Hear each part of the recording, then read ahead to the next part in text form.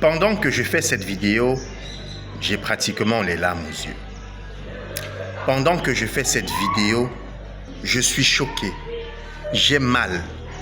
J'ai mal partout. C'est un mal qui, pour certains, pourrait se passer uniquement dans la tête, mais je vous rassure que moi, ça commence à me toucher physiquement. On est dans une société où on n'a plus de modèle. On est dans une société où personne n'a plus de respect pour personne. On est dans une société où on ne sait plus à qui est-ce qu'on peut s'identifier. Il y a encore quelques années, on pouvait citer le nom des illustres personnalités. Comme pour dire que oui, le Cameroun s'identifie derrière tel. La jeunesse camerounaise peut s'identifier derrière telle personne. En tenant compte de son bagage intellectuel, en tenant compte de sa capacité à produire de la richesse, en tenant compte de sa capacité de développement. Mais aujourd'hui, est-ce qu'on est encore capable de faire ça? J'ai eu un échange avec un partenaire hier, Joël Ngueka pour ne pas le nommer, et il m'a fait remarquer, et je te pose la question à toi-même. Est-ce que tu peux me citer le nom d'un footballeur des années 60, des années 80? Est-ce que tu peux me citer le nom d'un footballeur des années 70 ou bien de longtemps avant? Non, malheureusement.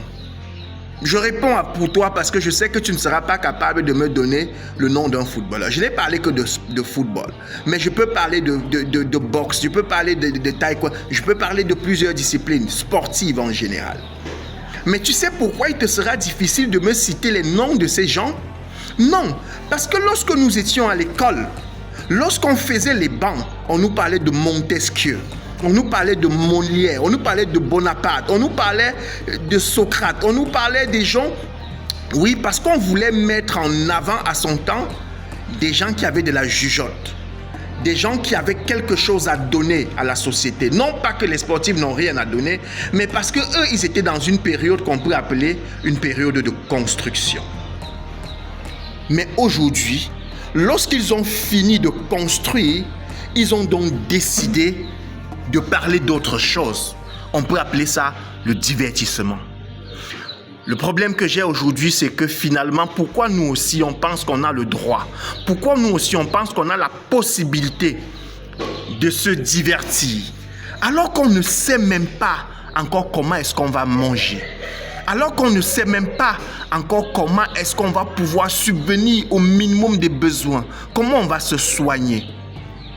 Et que dans la même société à laquelle j'appartiens, il y a des gens qui, à longueur de journée, passent leur temps à tuer les autres. Aujourd'hui, je vais parler à nos mamans.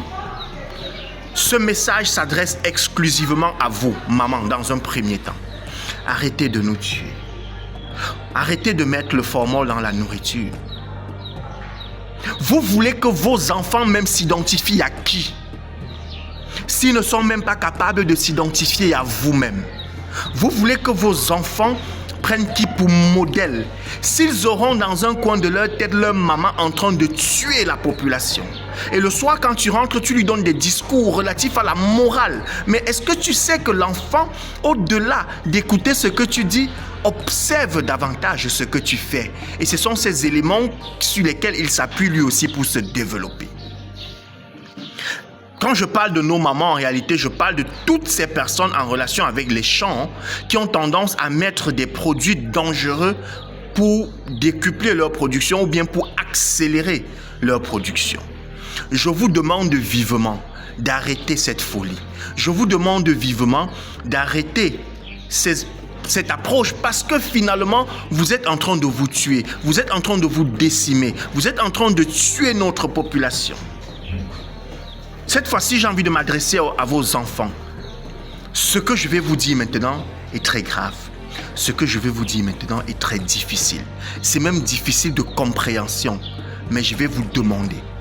Si vous supprenez votre mère, votre père, votre frère, un membre de votre famille, en train de mettre encore ces éléments sur les produits comestibles, du moins tout ce qui est susceptible de nuire à notre santé, dénoncez-les.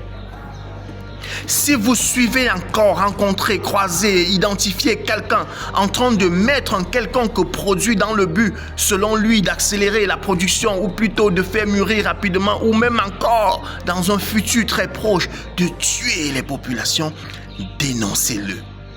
Faites en sorte que ces choses s'arrêtent. Faites en sorte que ces pratiques s'arrêtent. On veut tous le changement, mais personne ne veut changer. Vous pensez que systématiquement on viendra d'en haut pour changer tout? Non, nous avons aussi notre part de responsabilité.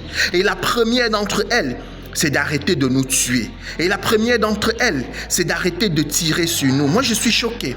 Je suis choqué lorsque je me rends compte que pour un oui ou pour un non, on dit qu'on a empoisonné tel. Non pas pour dire que les poisons n'existent pas, c'est pas ce que j'essaye de dire.